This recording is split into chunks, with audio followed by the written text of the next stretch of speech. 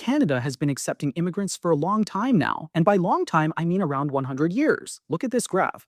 This clearly shows immigration started way back in the 1850s, which means Canadians have had immigration for a long time now.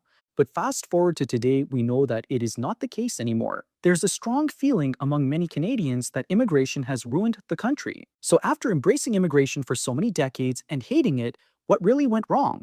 Well, to understand the whole situation, we need to go back a bit and look at when immigration really began. We need to go back to the 1800s. At that point, Canada had just become its own country through the Constitution Act. This was huge for Canada. Under the Constitution Act, provinces united to form one government for the very first time and gained control of its own economy. But as things were progressing, there was a major problem.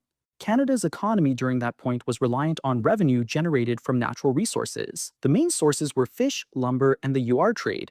And the problem was that they were not sustainable for the future. Fishing was vulnerable to overfishing, lumber wasn't scalable for the future, and the fur trade was already in decline. Canada really needed to diversify quickly.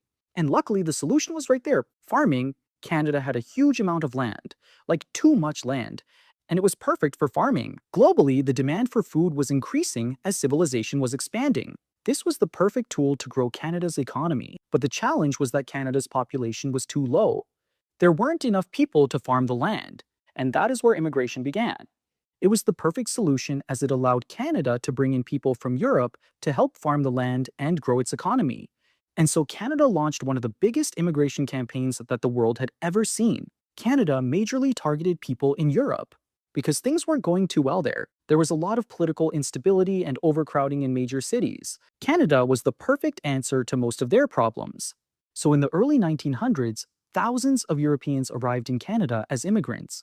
They were mostly Germans, Ukrainians, Poles, Russians, and Scandinavians. As they came to Canada, they were given a piece of land as long as they agreed to stay and farm it for a few years. And over time, Canada's vast lands transformed and it became a booming economy. And it was immigration that helped Canada achieve that. But everything wasn't sunshine and roses. You see, Canada only allowed immigrants from white European countries to come in, and disallowed colored immigrants from other countries like Africa and South Asia. This was done to keep Canada a white Christian nation. There were many laws that were passed at that time that helped achieve that. For example, there was the Chinese head tax of 1885. This tax was imposed on any Chinese worker that entered the country. At first, it was $50, then $100, then $500, equivalent to 2 years' wages at the time. And when this wasn't enough, Canada also passed the Chinese Exclusion Act in 1923, which banned all Chinese immigration for almost 24 years. There were many other laws like these that pretty discriminatory, but as time passed, Canada faced a lot of external pressure to get rid of these policies if it wanted to be seen as a modern developing nation. And this is when the Canadian government introduced the points-based immigration system, a system that would bring in immigrants based on merit and not the color of their skin. So, as the years passed, Canada saw a much diverse wave of immigrants come into the country and bring their cultural. And big cities like Toronto, Vancouver, and Montreal transformed into diverse, multicultural hubs. And this is how a country that had pretty racist immigration laws became one that embraced it and better yet thrived on it. So now that we understand the history of immigration and how it started, let's talk a bit about where things are today and why are Canadians really upset. Well, for starters, one thing you need to understand is why does Canada bring in immigrants today? It doesn't really have a farming problem anymore.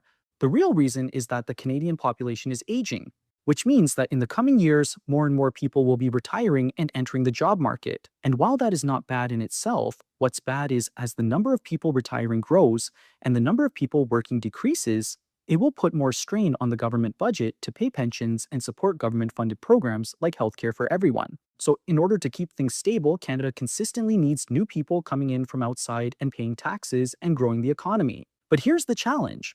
Immigration really has to be approached carefully. As it happens too slowly, the economy can die.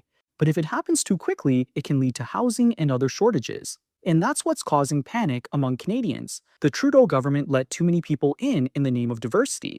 In the 2022 to 2024 Immigration Levels Plan, the government aimed to welcome 431,645 new permanent residents in 2022, 447,055 in 2023, 451,000 in 2024, which was a pretty aggressive plan to begin with.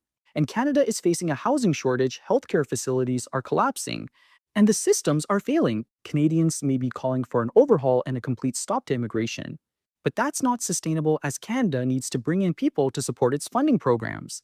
Now, even though the government has already scaled back all immediate immigration plans, it will take some years to make things stable. Ultimately, Mike Carney is going to have to approach immigration very carefully so it doesn't happen again and Canada can grow slowly and steadily. And Canadians will have to understand that while they can be racist towards immigrants that are coming in and occupying housing and crowding cities, it's the only sustainable way to keep their economy going.